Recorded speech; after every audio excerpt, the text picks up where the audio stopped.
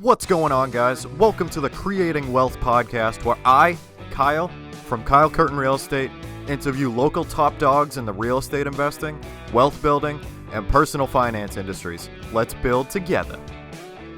Welcome to episode 6 of the podcast. Today, I get the pleasure of interviewing Todd Wheatley.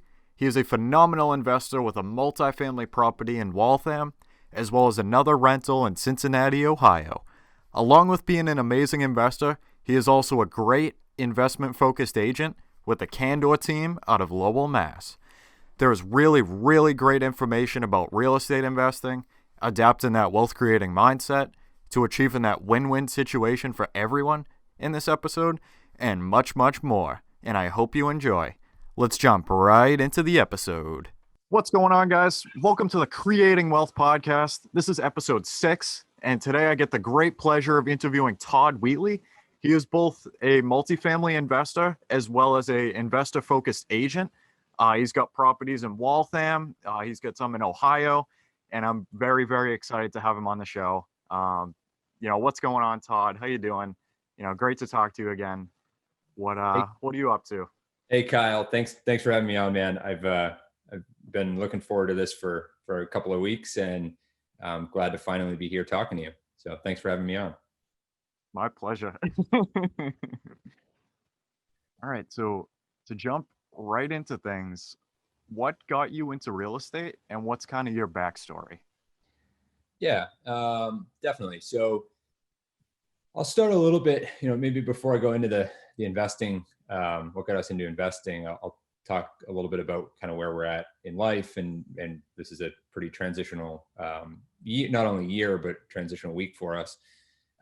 So my wife and I, when I say we, I mean my wife, Jessica, and I just recently made a transition away from corporate life for a little while. I'm going to take a little bit of a break. And actually Tuesday was my last day at my employer. So, left on good terms. I think we kind of figured out a way to make it happen. But I've moved away from, take a break from corporate IT. I've been in corporate IT for 15 years, and I've really found, real estate to be a passion of mine. And I think more importantly, helping people with real estate, right? So, at some point not too long ago, we were kind of the new kids on the block, and there was a lot of people there to, lend a hand and help us out and guide us to get on the right tracks. And if we can help pay that forward, that's very much my focus for the near term. To answer your question about kind of how we got started in real estate, Jessica and I we laugh. We've always been passionate about real estate, right? We've always, watched the cliche TV shows and really enjoyed, doing our own renovations and our own work. Yep. But we never really had an investor first mindset. We just liked real estate, and we liked the idea of creating, a home and making that home fit our lifestyles and look the way that we wanted to. And so my wife, she was kind of more action oriented, coming off of the 2008, 2009 financial crisis. So she bought a condo in Chestnut Hill, in 2010, and which is like just perfect timing. Meanwhile, we didn't know each other at the time, but meanwhile, I'm talking about buying a single family house and can't get out of my own way. And I'm kind of paralysis analysis. Yep. And we didn't buy anything. So then we ended up meeting, and she's like, I timed the market perfectly with the condo. And we ended up selling that for a profit, moving into a single family house west of Boston. And then things started to shift. And then we started to really kind of turn our mind towards investing. And our first foray was in short-term rentals in New Hampshire. So we really wanted a vacation home. We didn't really just want to buy a second single family home. We wanted to make sure that there was an income component to that. And so we ended up buying this house in Molten Brewer, New Hampshire, on the northeast side of Lake Winnipesaukee in New Hampshire, with the intention to really set it up as an Airbnb. And we would stay there part of the year. We would go up a couple weekends in the summer, but for the vast majority of the year, we would rent it out. And so we did that. We owned that property for just about 3 years, almost 3 years, and did really well with it. It was always full. It was a high demand area for rentals, seasonal rentals, and we really enjoyed it. And then we ended up, we had our first child, and we realized we weren't going to use it all that much, and the 2.5 hour drive each way was kind of wearing on me a little bit. So we decided to sell it and kind of get out of that game for a little bit, thinking, oh, we'll revisit it when the kids are a little bit older. But that really kind of that just really struck a chord with us. We were like, oh, that was a lot of fun. We did pretty well with it. We should take this real estate investment thing a little bit more seriously. And so after we sold that house, we turned our eye to doing our first house hack. And after, going through the Bigger Pockets podcast for a solid 6 months to a year, after going to some of the virtual meetups in the area and networking with folks that had done it before us, we settled on buying our first house hack west of Boston. And we ended up closing on a 4-family property in Waltham. Yep. And so that's actually, I'm in that building right now. And pretty cool. We actually bought this building as a 4-family. It has five full units in it. No shady business, no attics, no basements, nothing like that. Mm-hmm. Five units. And the previous owner hadn't gone to the city and actually permitted to build out the 5th unit. So we went down and did that. We just went to the building department and said, hey, here's the story. Here's the building. Come on and see it. We filed for building permits, and we have 5 recognized units in the building now, which is pretty cool. So doing the house hack here, we have the 2 single family properties that we bought earlier in 2020 down in Ohio. That was kind of our first foray into buy and holds. And those have treated us pretty well. But we definitely have turned our attention back to the Boston area, where we can touch and feel and really kind of see our investments firsthand. So anyway, that's where we're at. That's our focus. And that's probably a longer answer to your question than you were looking for, but that's kind of where we're at right now. That's beautiful. That's crazy how that worked. So was that technically residential financing because it was a 4-unit, or was that Yep. So we closed on it with an FHA loan. We actually didn't anticipate using an FHA loan. We had been talking to some local credit unions, and we're still going to use a lower down payment owner occupied loan, mm-hmm. because we really wanted to put a lot of money. We wanted to find something that needed some work. We take a lot of pride in our rental renovations. We try to do a kind of a nicer, higher end job on these rentals and try to attract some high quality tenants. Yep. But when we ran the numbers, and we ran kind of because it was a 4-family, the local credit unions kind of backed off a 5 to 10%. They were looking for more 20, 25%. So then it really wasn't a lower down payment owner occupied loan. It was a traditional investment loan. Mm-hmm. And so we turned our eye to the FHA, which, as maybe you and some of your listeners know, can be expensive, right? There's a mortgage insurance premium that you pay up front to originate the loan. And then there's ongoing mortgage insurance premium. So at first we were like, I don't know, it's going to be a very expensive loan product. But when we ran the numbers, it made a lot of sense. And it kept that cash outlay on the front side down. And it allowed us to put a lot of capital back into the building. And that has proven to pay off. So we used a residential low down payment FHA loan. And we expect to refinance out of that in the next 12 months. And that will drop our insurance premium by $950 or $975 a month. Wow. Yeah. That's crazy. Yeah. Especially for the first building. That's nuts. Yeah. Oh my God. Yeah, we could probably talk about this. We bought this, we actually got this building under agreement the week that Massachusetts was shutting down in March due to COVID. Yep. Story for a different day, probably, but we could go on and talk about just how this deal came to fruition, how it almost fell apart, how the guys at Candor Realty helped save the deal. Matt and John like basically salvaged the deal. It wasn't going to happen. That's a long story of its own. We'll save for the next time. Yeah. Wow. Yeah. That's crazy.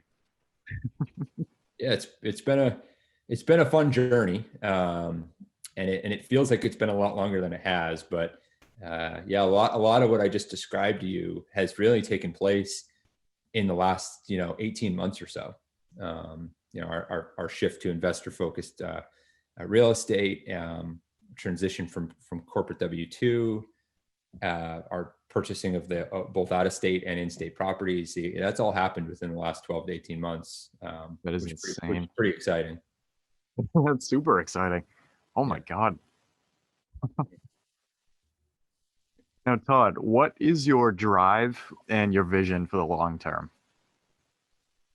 Yeah, it's a good question, Kyle, and something that I've been thinking about. I'm going through this transitionary period. My family's going through this transitionary period, and we've spent a lot of time thinking about and I think again, many of your listeners and folks that are focused on financial independence or real estate investing, I think probably go through this as well, which is, how do we avoid the rat race, right? If we look at the whirlwind around us, this consumerist whirlwind around us, how do we stay focused and intentional and not get caught up in that, or at least be intentional about what we're doing, right? And so, my long-term focus is quality of life, focused on things that are maximally meaningful to me, and control over my own time, right? Yeah. I want to choose what I'm working on, when I'm working on it, and who I'm around on any given day. That's very important. That's very important to me.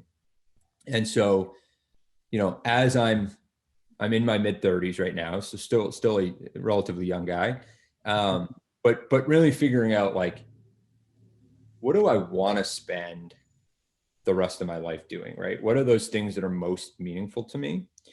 And real estate has been a very powerful tool in helping to gain that freedom to allow me to focus on these other things that are very important to me. So, I probably didn't directly answer your question, but my long-term vision, I'm still kind of figuring out. There are certain things that I know I want to focus on. And right now, in investing in our real estate business, helping other people achieve their first house hacks, buying their first multifamily property, that is really meaningful to me, because it's, when I can see these young folks buying these properties, they are setting themselves up for decades of success, and they are so far ahead of the curve that to me feels like A, it's very rewarding, and B, to be a part of that it means a lot to me. And then in our own real estate investing, business and the things that we're doing, these are things to help kind of fuel momentum in our own financial independence journey that will allow us to focus even more time on the family, or more time with our friends and family, or more time traveling, or on causes that are meaningful and important to us that may not generate income. And so, we're just very much in this transitional phase where we're finding out what those things are, and we're adding fuel to the fire through real estate to achieve that long-term vision of success. Mm-hmm. That's awesome. Yeah, I totally agree with you. I feel like life is way too short to be unhappy.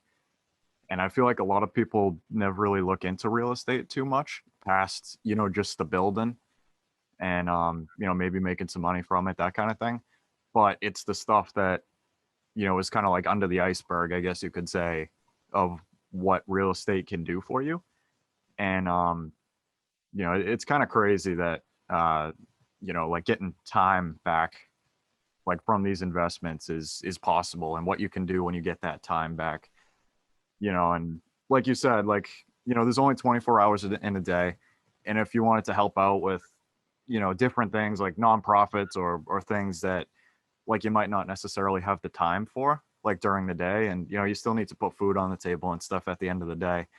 And when you have like the income from real estate coming in, the possibilities are endless.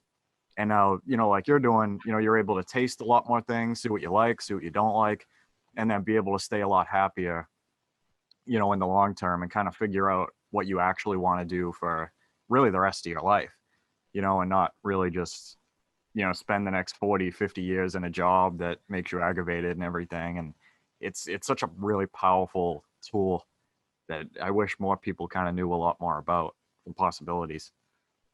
Yeah. I think you hit it on the head. And I think, one thing that I'm very careful to do is, everybody chooses their own path, and real estate is just one avenue to achieve that freedom. And by no means,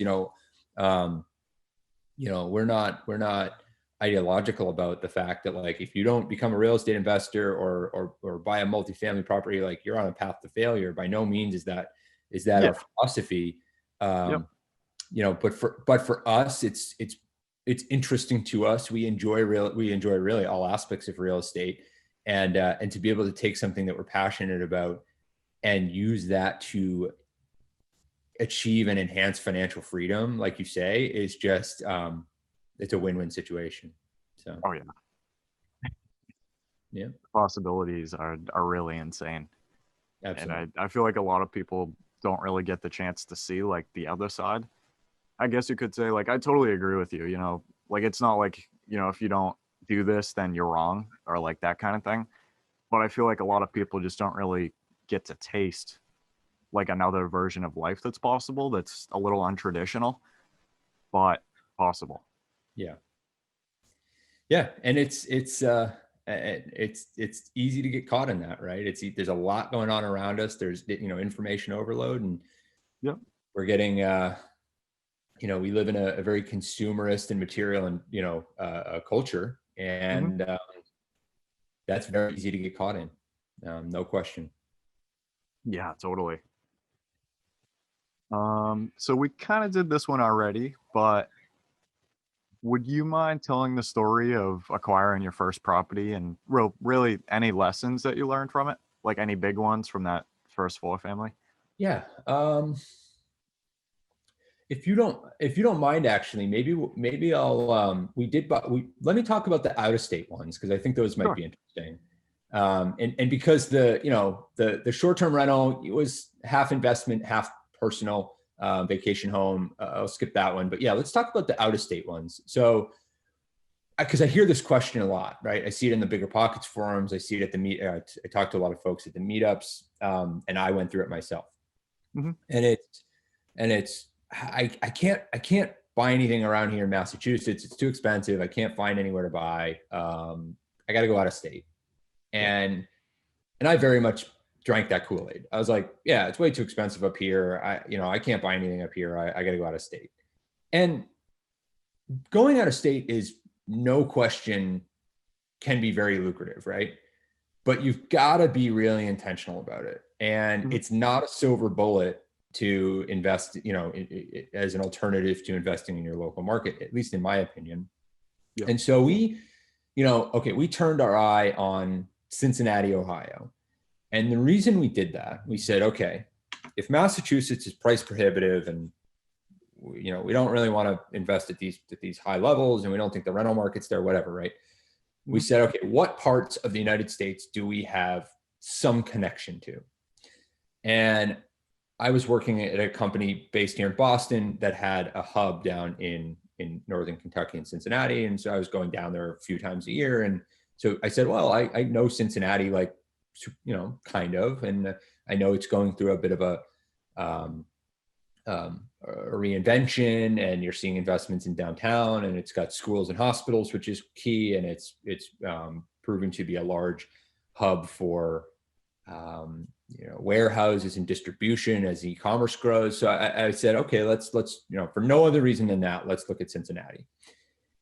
And so we bought a 3-bedroom, small, about 1,000 square feet ranch on the northwest side of Cincinnati.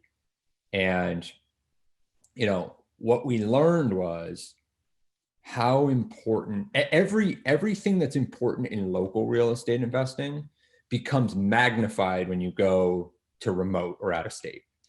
So ensuring just like local investing, you've got to have a good team. You've got to have a good lender. You have to have a good agent. You have to have a good, property manager, the whole thing. Well, when you go out of state, there's no safety net. There's no, oh, I'll just hop in the car and drive an hour and be in my property, right? Yep. You're a 3.5 hour plane trip away. You're 14 hours in the car, whatever. That's not an option. No. And so your team, and I know this is cliche to say, but your team is everything. And not creating a team kind of after the fact, but investing, if you're going to shift your focus out of state, or even if you're going to shift your focus, I talk to people here in Boston and they want to invest in Springfield. Like I think Springfield, Massachusetts, or Northern New Hampshire, or that might as well be remote. Unless you're going to get in your car and drive 2 hours each way to go fix a toilet, It might as well be in the Midwest of the United States or even on the West Coast. And so investing in that team proactively, interviewing with different agents, making sure that you see eye to eye, getting on the phone with property managers before you even need them, talking about, their existing customer base, what they specialize in, do they do certain types of properties or not certain types of properties, talking to your lender, learning the local tenant laws. All of these things become just magnified when you go out of state. And that became very clear to us as we bought these two properties. We're lucky we have found a very rock solid team down there.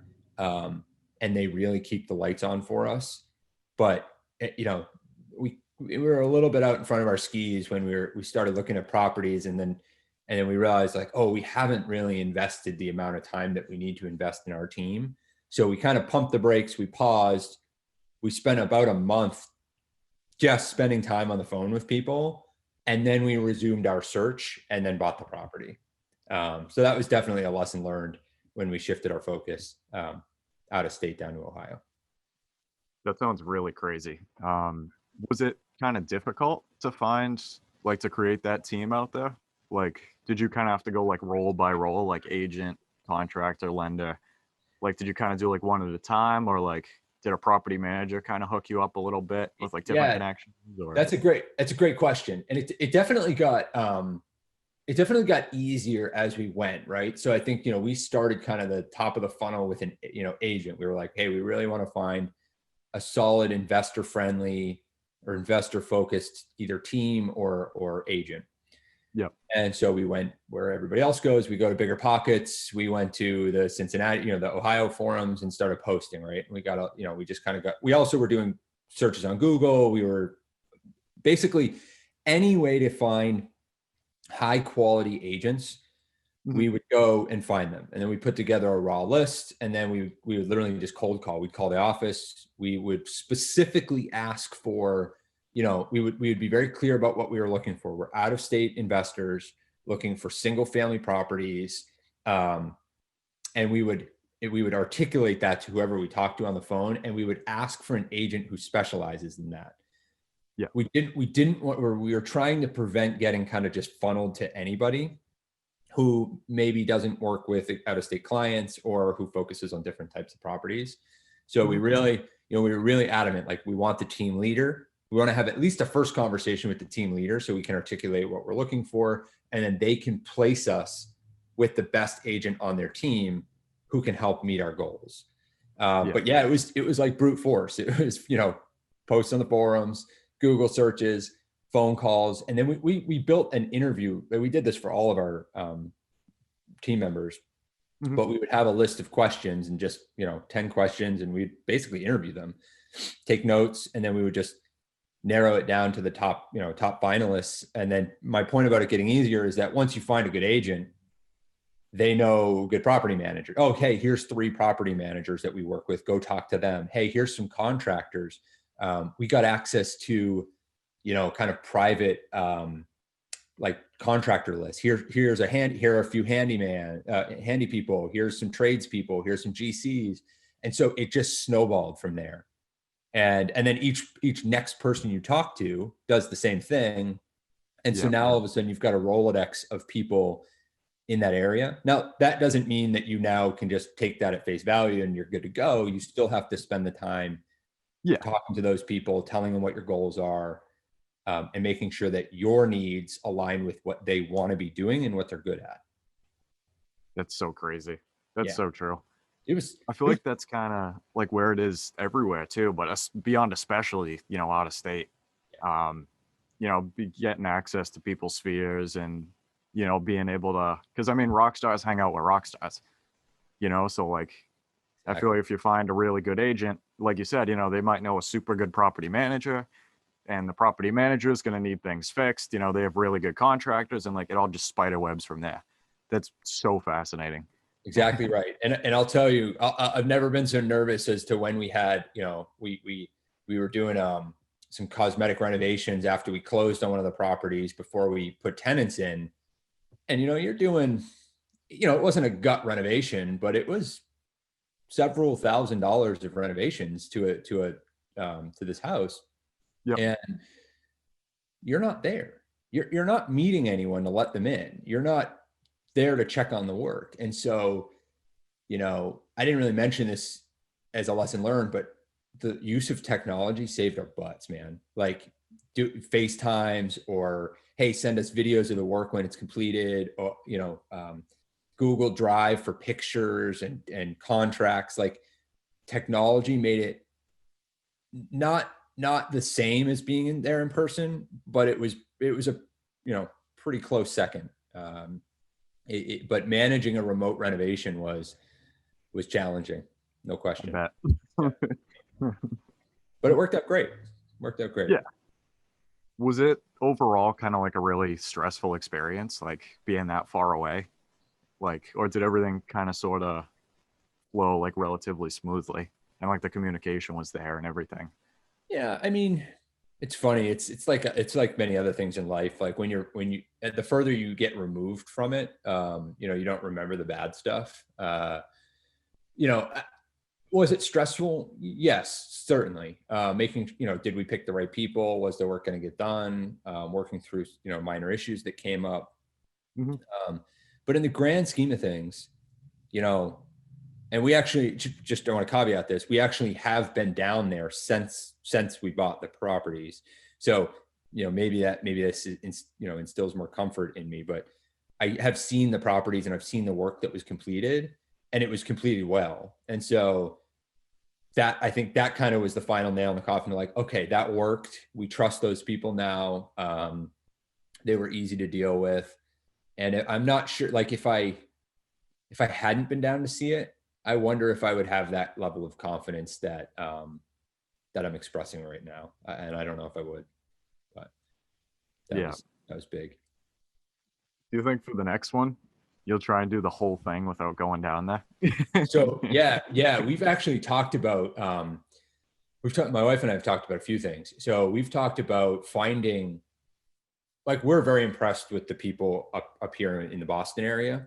Yep. And I've said to myself, like, if I could find a couple folks like this in Cincinnati or any market, and we very much think in win-win scenarios, right? Like, how can I make this a win for that person? And obviously they'll, the win for me is that I'll have somebody that I trust, who isn't who isn't incentivized by contract work or property management, but somebody who really is, is just helping a fellow investor out, just like we do locally here, but just happens to be in a different market. And if I can incentivize or reward them, in return, then that's great. So we've talked about that, and we've talked about, even leveraging a third party or an individual to do things like,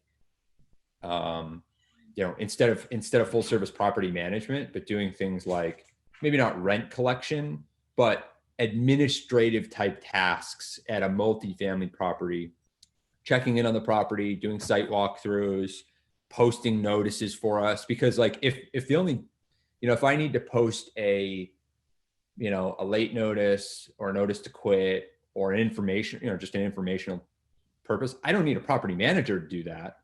I do that here in my local properties what I need is somebody that I trust who can facilitate, printing them out, posting them on doorways, and kind of helping us in that regard. So we have thought about that. We've thought about kind of doing it fully remotely and adding kind of new people to our network that maybe aren't specifically real estate professionals, but are like-minded investors who happen to be in that market. Gotcha. Yeah, that's super smart. There was this other guy, this investor Nate that I'm friends with, and he talked a lot about like someone who like similar to that. He calls him like a maintenance man. Yeah. So like somebody would like, cut the grass or whatever. And, he said like that's super important because like you don't really want to be doing that kind of thing. And I feel like, to your point, like that kind of links up with that. There's just some stuff that like you want to be able to facilitate, especially from like across the country. And, that you can't really do yourself, from over here. Yeah. And you can't, you can't drive by to make sure the lawn was cut. Exactly. Right? And so you need somebody, you need the checks and balances and, the trust and verify, and you need the verification component. And that doesn't need to be a full service property manager. If that's not what you want. So, it's interesting. And there were a lot of lessons learned, and I really don't think it is, just to kind of put a bullet in this one. It's like, it's not that much different than what you're doing in your local market. Again, it's just everything's magnified. The challenges are magnified. The relationships become even more important.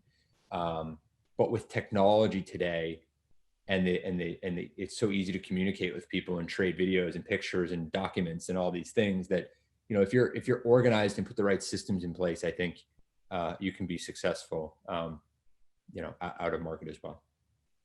That's great. That's awesome. Wait. So you're telling me you don't have to fly 13 hours to fix a toilet when a toilet goes bad? Sir. No, sir. What? I'm not flying 13 hours, sir. Or I'm not flying at all. For 4 hours, right? Yeah, toilet. So we did enjoy a nice little tangent, little real estate travel story tangent. So we had a 6-family under agreement in the spring. Also in Cincinnati, northeast side of Cincinnati. We were looking to enter a new market, a new neighborhood. And so we got under agreement. We had the home inspection scheduled. I was going to fly down for the day, literally just boom, fly down in the morning, go to the home inspection, fly home at night. Yep. And this was early to mid-March. It's about the same time we were closing on this property in Waltham. And it was like, second week of March maybe, and like flights started getting canceled and COVID started to kind of rear its head, and we were like, oh man, I don't think I can fly, or certainly don't think it's wise to fly. And so I'm like, all right, I'll rent a car and just bomb down in a little Hyundai or something, just bomb down and spend the night somewhere and then come home. Yeah. And I was like, my wife stays home with our 2 kids, and I'm like, hey, want to rent an RV and like drive down? And so we actually did that. So we rented an RV in Worcester. We drove down. We stayed at a couple campgrounds overnight.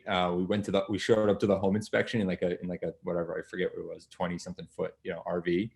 And we rolled up in that thing, like cruise across America, went to the home inspection, and then we just like, petered our way home through Pennsylvania, stayed at some campgrounds and had a hell of a time. But so we did. I'd be lying if I said we haven't been down there, because we did, did take the family in an RV down to see an investment property down there. But that's wicked cool. Yeah, it was a cool story. It was a fun time. Cool. Fun time. It sounds like a really fun experience.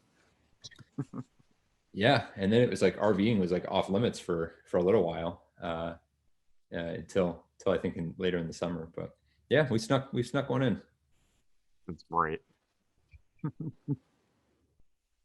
What do you consider to be the biggest variable to expand your portfolio, or your clientele as an agent?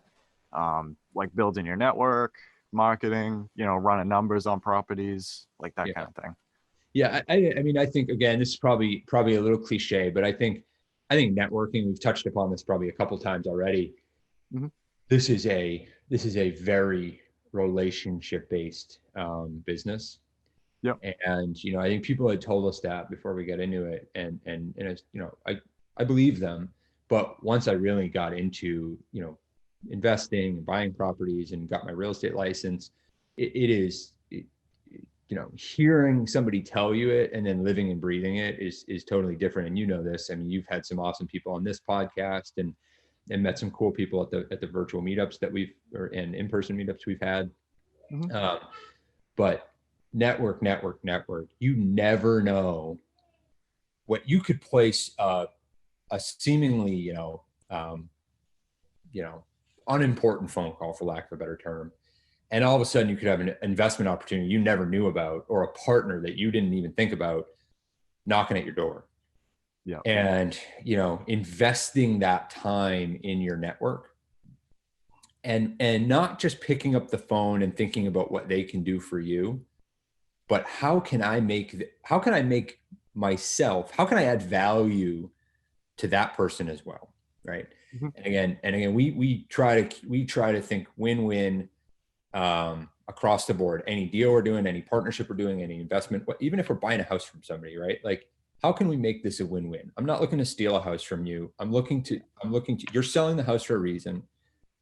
What's going to keep you satisfied here? And so whether it's a real estate investment client, an investment partner, a lender, right? Like a lender is a partner.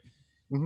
Just investing in that network, being truthful, honest, transparent, and thinking through things as, in a win-win perspective is, without a doubt, I think the biggest, variable to scaling and to becoming more and more successful.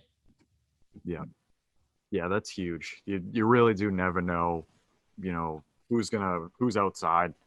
And even like I kind of saw this relatively recently, because like the whole thought of networking like 2 years ago was terrifying. But like once you meet that first person that actually kind of like believes in you a little bit and wants to see you succeed and stuff, like I feel like everything can change. And you're right, even like you never know who's going to be out there. And like if you put yourself out there, like you never know kind of who's going to come out of the woodwork.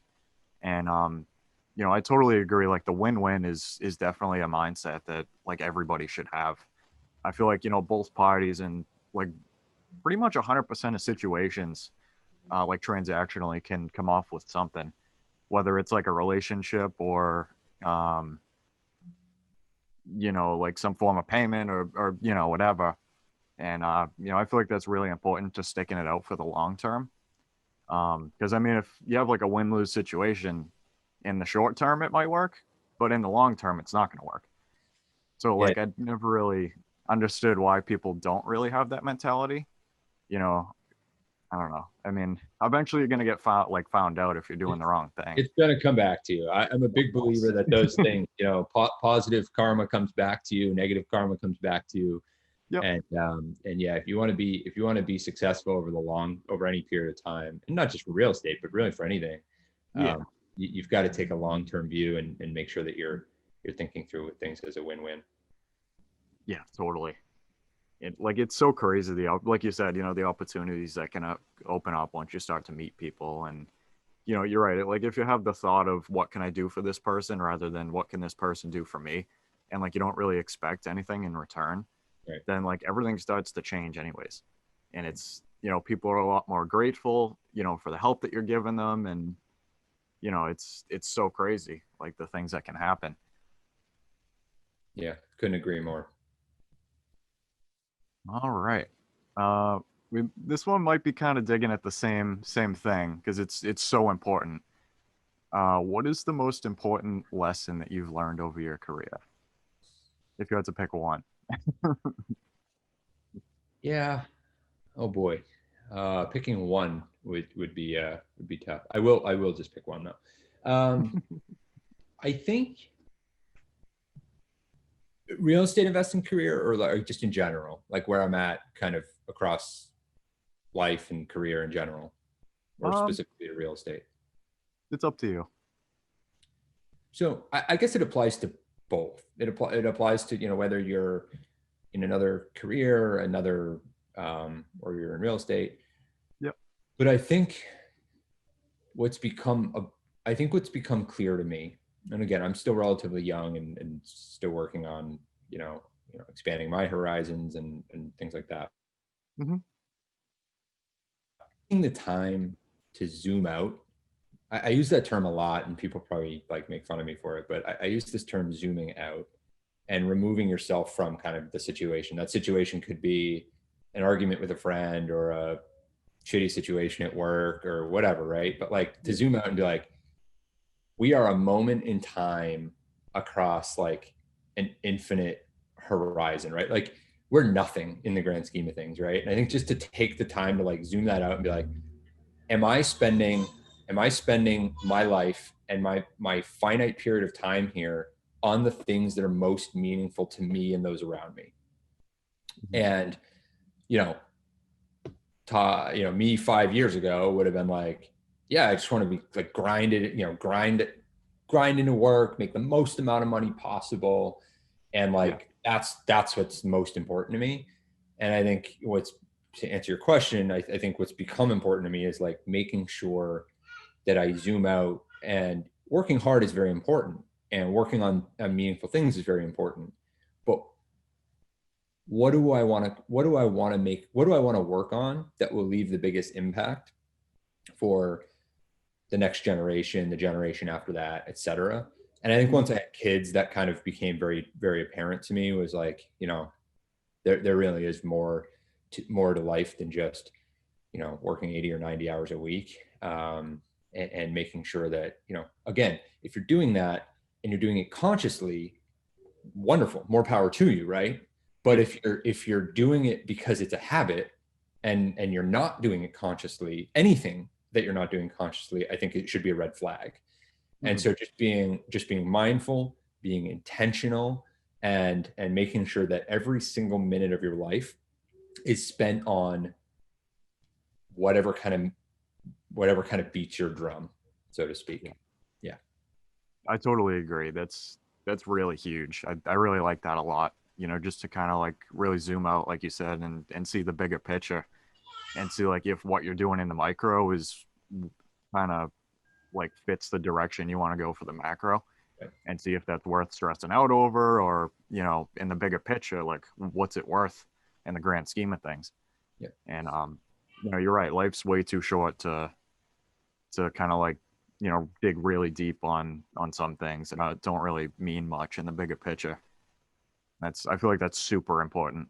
Yeah. And I think not beating yourself up if you're not like, there's even if if you spend time on something that you're like, I shouldn't have spent time on that, or you have that burger that wasn't that great for you, like not beating yourself up over these minor things. Yeah.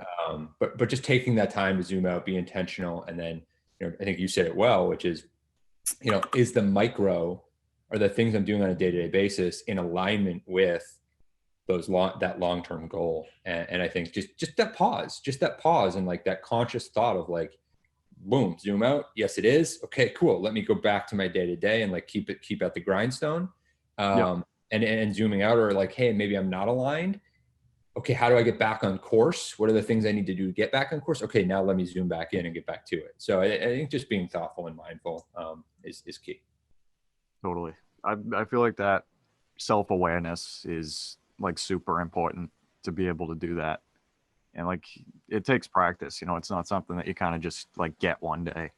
But, I feel like from time to time, just being able to step out of that box is, really crucial to everything.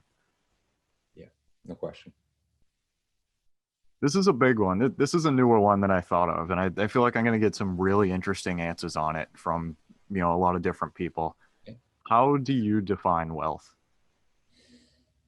Oh boy. I think it's a great question. I think it builds upon, the last few things we've gone over. Yeah. And it's evolving, right? For me, it's evolving. Again, if you had asked me that 5 years ago, financial all day long, right? Yeah. Money in the bank. Mm-hmm. And then you think about, okay, well, what is money in the bank, right? Money in the bank is happens to be a thing we've all agreed that is important, and a thing that we all trade for services or material items, right? Yep. And so for me, well, it's I don't have a perfect answer to this, right? For me, and I think it is different for everybody. But I think what I do know for in my personal situation, my family's personal situation, wealth, what used to be 100% financial, is finding a new balance. And while, I think that there is absolutely financial wealth, I think financial wealth just fuels other types of wealth. And so I think there are things like time. Time is another measure that can be used. Do I have freedom over my time? Do I elect to do certain things on a given day, or is somebody else kind of controlling where I am or what I'm working on? So I think time is another one. Health, right? Another one. Really trying to take care of myself through diet, through exercise, because without the physical body and the mental mind, you could have all the money in the bank, you could have all the time in the world, but if you can't, you can't fully realize life if you're not nourishing yourself in these positive ways. And that's just 3 examples. Finance, time, health.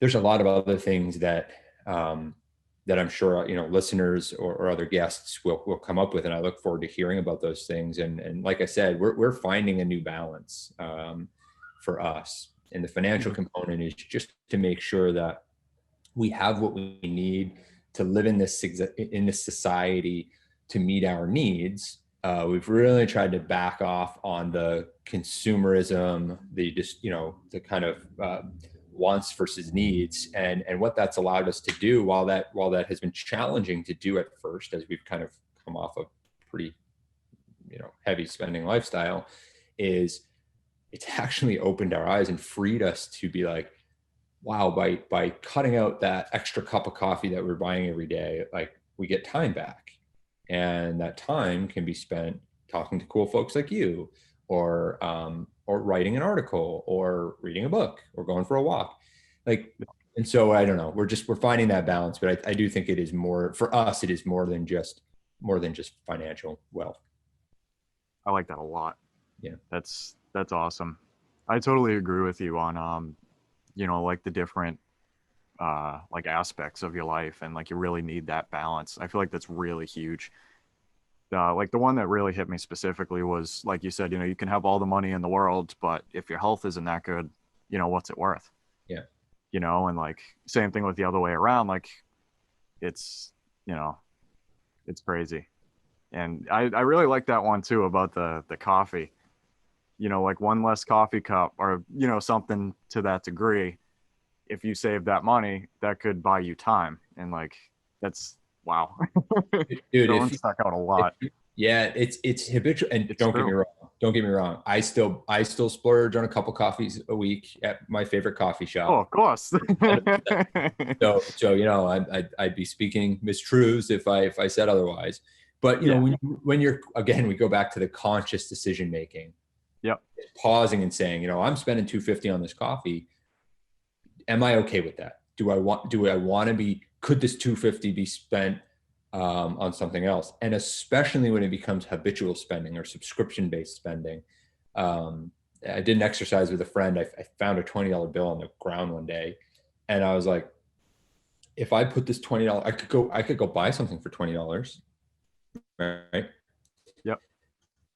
But what I just deposited in my bank account, put it in my brokerage account, and I bought an S&P 500. I added to my S&P 500 index fund, and I said, if I don't touch this $20 for 30 years, it's worth like worth like $157 or something, right? And like, when you would start to think about things like that, it's not just depriving yourselves of material things. It's just saying like, hey, could I not spend these few dollars every single day of the week, which actually equates to like $500, $1,000, $1,500 a year. Yep. And if I take that money and buy assets with it, right? Securities, real estate, et cetera.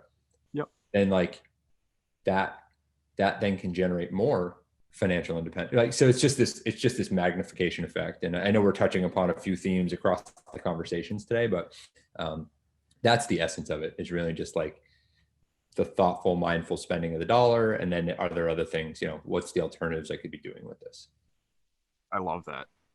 It's so crazy, like, to go from the transition of, like, not really knowing much about money other than, kind of like what we're brought up to think in tradition, versus like looking at your money as like an employee almost, and seeing like, in the short term, like you could live a certain way, but if you kind of push off that gratification for a little bit, then it could be a lot more later on. And I feel like a lot of people never really get the education to kind of think about something like that, in the alternative. And it's a lot more fun to, well, at least it is for me, to push off that gratification until much later on, and then be able to check it, like you said, in like an index fund or a Roth IRA or something, and just watch it build up over time and be like, well, that could have got me a coffee like 3 days ago that I would have enjoyed for like a half hour, but when I'm 60, that could be like $100 or something. And I'll be able to get hopefully a lot more at that time. Who knows? Yeah. And if you do that over and over, if you switch your habits from consumerism to buying assets, like now all of a sudden it's not just the $100, but now it's $100 times 100.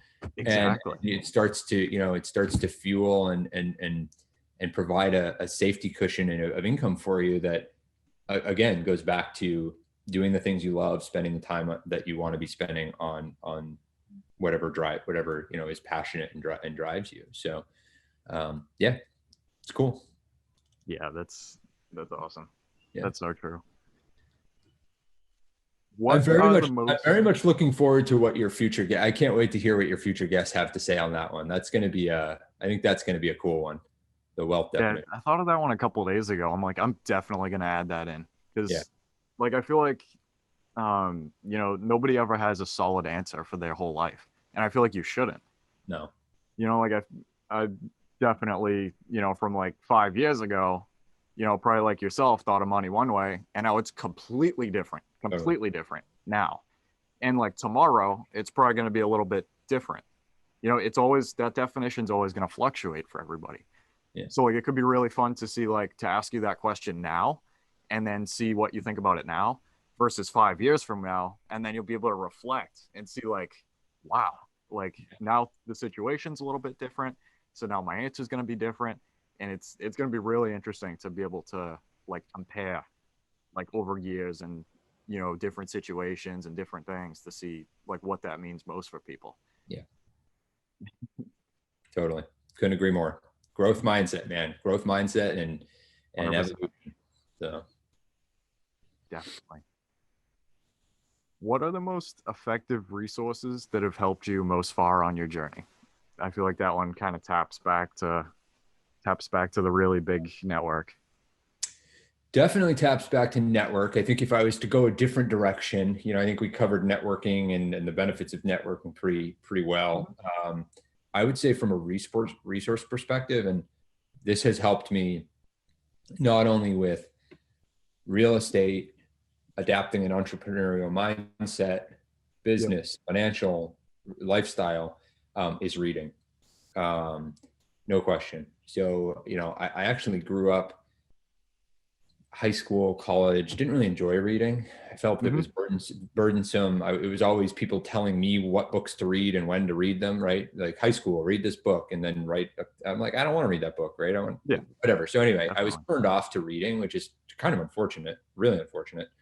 And in the last several years, I've really readapted, or I've refound a love for reading. And holy smokes, man, it is without a doubt, like if there was one thing that people came to me and said, like, how can I improve my life? It's like, read books about stuff you're interested in, read books about stuff you're not interested in, read current books, read old books, it is just like such a powerful way to expand your thinking. Mm-hmm. And I forget who said it. I think it is attributed to somebody, historical, famous, and I'm ashamed that I don't remember who said it, but like, reading books is like having conversations with people in the past, right? So like I just finished reading the autobiography of Ben Franklin, right? Like that is literally that is Ben Franklin's notes and journals to his son and to himself, and to others, to colleagues. Like those are words that he wrote down a few hundred years ago, 250 years ago. And like I'm reading them now in present day. I just think that is like, is so cool. And it helps it helps in so many different ways in life, I feel like. Yeah, I totally agree, man. I was never really into reading in high school either, because things are forced on you and, you don't really want to do it. It doesn't interest you. But when you find that book or, topic that actually interests you a little bit, the sky's the limit. Totally. Like I love buying books, man. I define books as assets, even though technically, you pay for it or whatever. But like the information in books it's like ridiculous, and it's out there in the world for everybody. Yeah. Like there have been a couple books, I assume probably for you as well, that have really kind of like turned the tables a little bit, like mindset wise. And this is kind of going off on a little tangent, but like I feel like some of these authors from these books, whether it be like present or like 300 years ago, I feel like you can kind of define them as mentors in a way, because, like it's a lot of fun to see like what these people have done, and they literally write this information for an audience, and like to see their perspective on what they did, to see the ideas going through their head, and then you can kind of like hear from a bunch of different ways, kind of like how to do things, and like ideas from like all kinds of people, and like the things you learn are ridiculous. And books are so cheap that like I feel like it's kind of dumb like not to at least taste it and see if it's something that you like. Yeah. I mean, the benefit in books is absolutely ridiculous, like a huge return on investment. Let's keep it to the investor. We've got a lot of investors listening. So yeah, there's a huge return on investment. No question. Yeah. And a life hack, and a bit of a life hack is the public library, right? And so, and for people that buy books or add to their personal libraries, like more power to them. But if for those that are like, I don't really want to spend like the 10 or 20 bucks in a book. Yeah. You already buy books, you already pay taxes, right? And you already have access to your local library. So like, there's no excuse, there's no barrier there. 100%. Yeah. So a little bit of a life tip. I did not subscribe to that for a long time. And again, going back to like scrutinizing expenses, I was like, holy moly, am I spending a lot of money on physical books or Audible or whatever? And I'm like, I'm already like the vast majority of those books are available if I'm willing to wait like 3 days. That's so true. It's so true. The information is literally like out there for everybody. I feel like the really big thing that could kind of change where you go is your desire to get that information. Because like you said, libraries are free. You just have to go in and get a card or whatever. And yeah, the worst thing that's going to happen, you have to wait a couple days. Yeah. And the information's yours. You don't have to pay a premium for it. If you want to.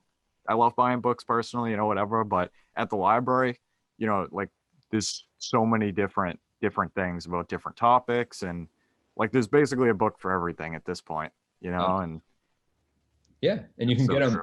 You can get a lot. You can get ebooks, you can get audiobooks, all from your local library, which is just, again, no excuse. Don't even have to go there.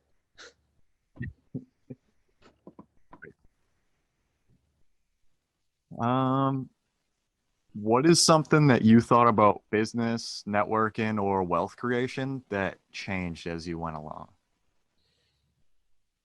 I think not to rehash what we've already talked about, but I think it's a couple of them we touched upon, which is, I think networking, I did not always have or was not aware of kind of a win-win networking mentality, right? So I would, when I was younger or just more naive, for lack of a better term, like, oh, who should I reach out to because they can help me, right? It's like, it was a very self-centered mindset, which in hindsight kind of is embarrassing to me. But that's definitely changed. So adopting the win-win networking mindset. We talked pretty extensively around the financial mindset, so I won't kind of rehash that, but kind of what wealth is and what the purpose of money is and things like that. And then I think on the business side was, running a business or creating a business is for somebody else.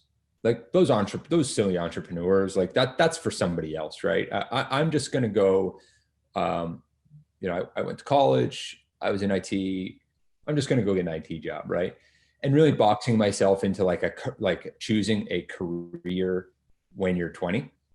And now I would say to my 20-year-old self, I would say, like, you are very likely not going to pick your lifelong career right now. So like, you gotta make some money, do what interests you, but like, don't overcomplicate it either. Just get started, stay moving, make small positive decisions, and just thinking that like creating a business or running your own business is for somebody else, I think is something that's changed for me as well. That's awesome. Totally. Yeah, I feel like that kind of leads back to the whole like tasting thing. Like, like you said, it is extremely hard for somebody to pick what, maybe what the rest of their, what they're going to do for the rest of their lives when they're like super, super young. Yeah. Because I feel like, like we kind of talked about earlier, people don't really taste enough to see what they like, what they don't like. They just kind of pick like, oh, that's kind of cool. I kind of like that. But, I feel like, to kind of get around and see what you really, really like and, what makes you really happy when you get out of bed in the morning is huge. Yeah. Yeah, no question. And I'm sure you, like me, know many people that, went to school for one thing and they're doing something totally unrelated. And, I think the ability to pivot and not be locked into a decision you made when you were, when you just were relatively young, I think is extremely powerful. Yeah, definitely. What is your best piece of advice to new investors that want to start and manage their rental portfolio? So assuming somebody is like brand new, Mm-hmm. I would say, and I see this quite a bit, analysis paralysis, right? I've read the forums. Excuse me. I've read the forums. I've watched all the Bigger Pockets podcasts. I've talked to folks, but I don't know where to go from here. And there's being prepared and understanding investing theory, I think is crucial. And I think that demonstrates kind of a very good, somebody who's set up well for success. But there's nothing like doing it, right? There's just hands-on tangible knowledge that you're not going to get until you actually do it. And I think I would say bar down, the best way to get started in real estate investing is through house hacking. And I don't care if that is house hacking a single family house that happens to have 4 bedrooms and getting roommates and diversifying where your rental income's coming from, or if it's buying a 2, 3, or 4 family. Like I don't frankly care like what the house hack looks like. Yep. But to buy an owner occupied residence that generates income for you just starts to really demonstrate what it means to be the landlord, what it means to collect rent, familiarizes you with tenant laws, state tenant laws. You start to, you get a feel for running your own business, and you're literally creating wealth, right? Just to drive it home. But yeah, you're creating wealth. And, I think newer investors think that if I'm not covering my whole mortgage with rental income, I'm failing. It's like, I don't think so at all, right? If you can, if you can live and somebody's, you're only contributing a few $100s to that mortgage, like good luck renting somewhere else for that. Exactly. Oh, and by the way, you have control of and a potentially appreciating asset over a long time horizon.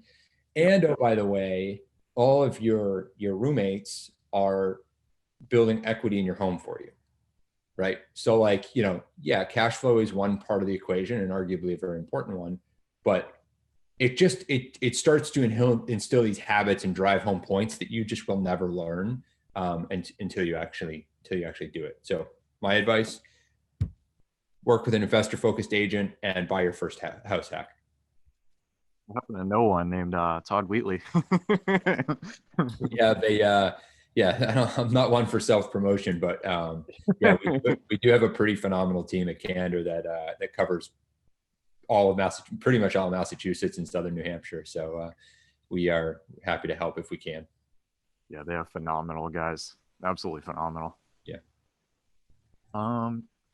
What is a common myth about building a portfolio that you want to debunk?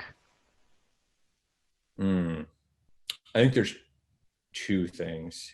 Mm-hmm. And especially up here, I just posted an article this morning on my blog about this, and it's you can't find a deal on MLS, and that I think you've got, and then the other thing is like deals just kind of fall in your lap, right?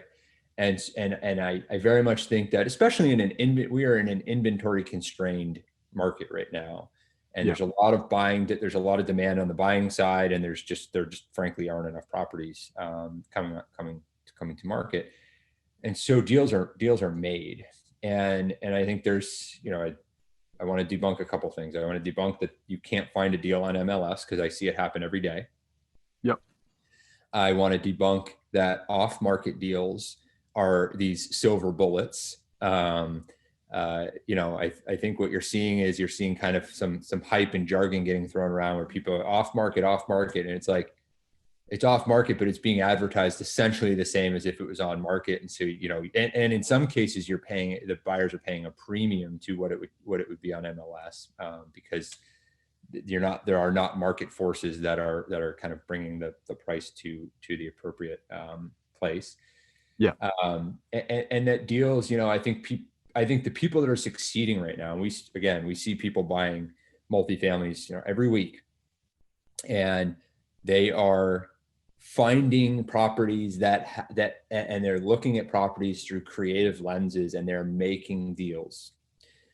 Might have extra space that can be finished. They might be able to do some sort of seller financing. They might be able to house hack like we were talking about. But, I think if you for the folks that just look at MLS listings and they go through the listings and they say, oh, it's a duplex and the rents are this and it's not going to cash flow, so cross it off the list. They're going to get frustrated and they're probably going to give up. Yeah. For folks that look at that same duplex and say, well, there's 4 bedrooms on each side, and so I could stay in this 1 bedroom. Oh, and I've got my friends, Jimmy and Johnny and Jane, like they could live in the other 3 bedrooms. And that'll pretty much, and then I'll rent the other side out, and it's a 4 bedroom. So like I could probably make some money buying that duplex. Now that may not work with 2 bedrooms in each unit, but maybe if I buy one with 4 bedrooms in each unit. So like people that look at these properties through a creative lens are the ones that are getting deals. And I think you've got to make a deal. They aren't just showing up right now anyway, where we are in the market cycle. They aren't just kind of showing up on a silver platter. So sorry, that was more than one thing, but there's 2 or 3 things I would want to debunk, in the real estate space. No, those are really important. Definitely. That's great. Yeah, you're totally right though. It's, like it seems like that's a whole nother, lens to kind of see something and see like what you can do to make it to make you more money and like kind of what you can turn it into.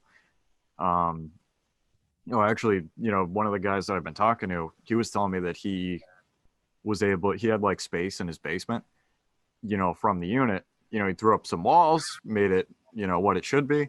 And now he's making like a pretty decent amount extra, cash flow every month just because of the extra space. And he called me up one day and he's like, dude, like you're going to really take this into consideration, when you're buying that house, like if you have extra space in the basement or in the attic, that like you can do some really crazy stuff with it, if you kind of look at it a certain way. And that's so crazy to see. Yeah, we talked to our client, when I walk properties with my clients, I'm like, how many parking spaces are here? Is there a garage? Is there storage space? And a Mhm. lot of people, you might have people walk that property and they walk right by a garage and assume, oh, well, my tenants will park in the garage. Well, what if you didn't? What if you gave your tenants, off street or parking lots or parking, driveway space, but Yep. you rented the garage separately, right? What if is there a dedicated shed or storage area that you could charge $100 a month, whatever, right? Making the numbers up, Yeah. but looking at these properties where most people, nine times out of 10 people are buzzing through the properties and they're literally going, okay, how big are the units? Does it work for me? What are the rents? Well, that few $100s of renting a couple off-street parking spaces or a garage or whatever, that could be the difference between not cash flowing and cash flowing. Definitely. And so that's what I mean by making deals is really looking at these properties through creative lenses.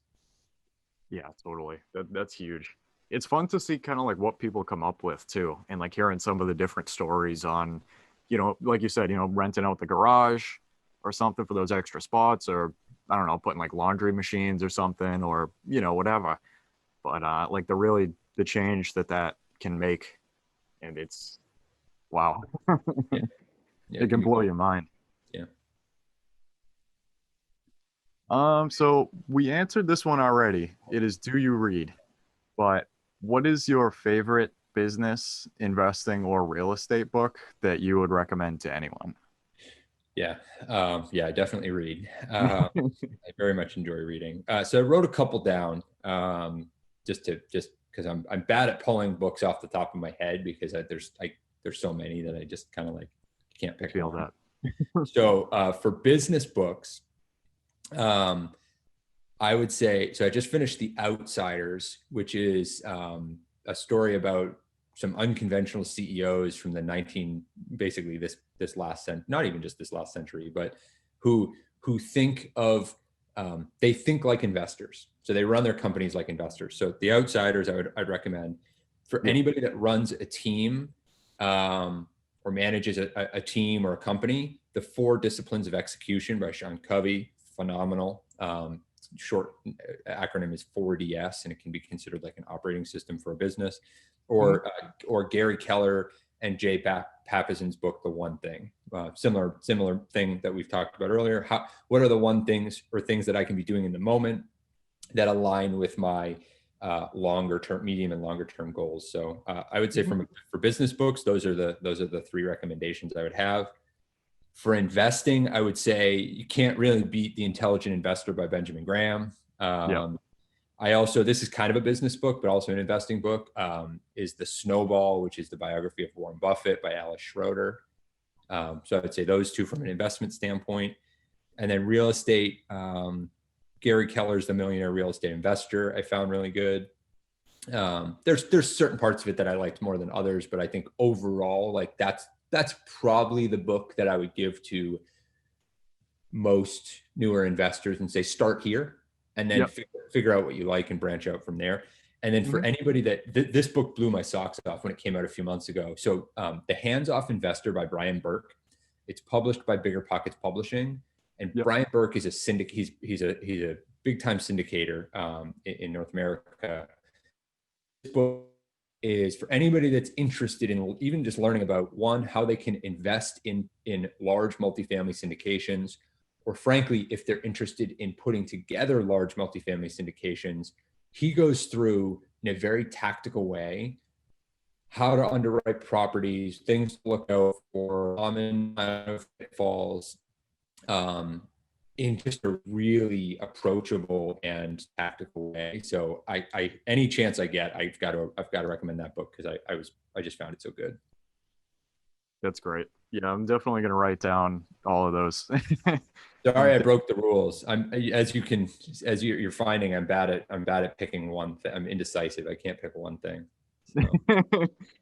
Hey, I don't blame you at all, man. I totally feel that. Trust me. It's great. Yeah, I'm definitely gonna check those out. I'm actually rereading The Millionaire Real Estate Investor right now. I just started it again yesterday, and that book is like a Bible, man. There's so much in there. Yeah.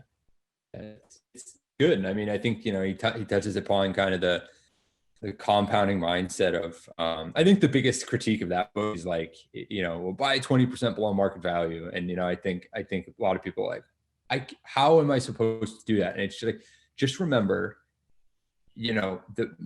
any given point in the market cycle doesn't last forever. Yep. People were buying properties well below market value in 10, 11, 12, right? And so there are still ways to do that. Again, thinking creatively. So, I think like any book, don't take it as like necessarily like gospel or ideology, but just, adapt the concepts of it, of buy a property, buy it right? Buy it at or below market value, driving equity and driving valuations up through tangible improvements, and rinse and repeating it, right? Equity pay down, debt pay down, equity creation. And then just doing that, it's like any other like financial exercise where like it feels so slow at first, but that compounding just creates, massive downstream effects. So anyway, yeah, philosophically, I think it's a phenomenal book to start with. Totally. That's definitely a really good one. All right, Todd, thank you so much for coming on here, man. It really means a lot. And, I love to see where you're going and, the things you're doing, and you're crushing it, man. And, where can you be found? Where can everybody find you online? Yeah. First of all, Kyle, thank you again for having me on. The stuff you're doing, the people you've had on, and is just so powerful and so helpful for your audience. So I'm humbled by you asking me to come on, and I really appreciate the time today. If people, and again, we are investors first, right? So, I don't want people to feel like if they reach out, it's all about kind of, because I'm an agent. Yeah. We do advisory phone calls. We network with investors every single day. So you can either email me at todd@heartfeltre.com. We're on all the socials under slightly different names, but if you just do, search for Heartfelt Homes, you'll find us on Instagram, Facebook, and LinkedIn. And we are part of the Candor Realty team that John Bombachi leads out of Lowell. And again, some awesome agents across northern Massachusetts out to Worcester and Fitchburg, and into southern New Hampshire. And group of awesome people. We run virtual meetups once a month, and then some in-persons as we're able to safely. But you can always just come, and folks can always come and just drop into those meetups and say hello. And they're super approachable now that they're virtual, and no obligation to speak or anything like that. But it's always good to see new faces there. So, 100%, man. Yeah. Yeah. Thank you again so much, Todd. It really means a lot, man. Yeah. Can't wait to see things can't wait to watch things grow more, and see what you got going and keep things going, man. Thanks, Kyle. All right, Todd, you have a great day, man. Have a great weekend. You too. Be well. All right, guys, that concludes our Creating Wealth podcast episode for today. I want to thank every single person that has listened this far. It really means a lot to know that people can learn from me and with me as we build wealth together. Hopefully you can take home at least one thing from this podcast that will improve your life just a little bit. If you could, please check me out on social. That's at Kyle Curtin Real Estate on Instagram, Facebook, and I'm on Bigger Pockets. Until next time, let's build together.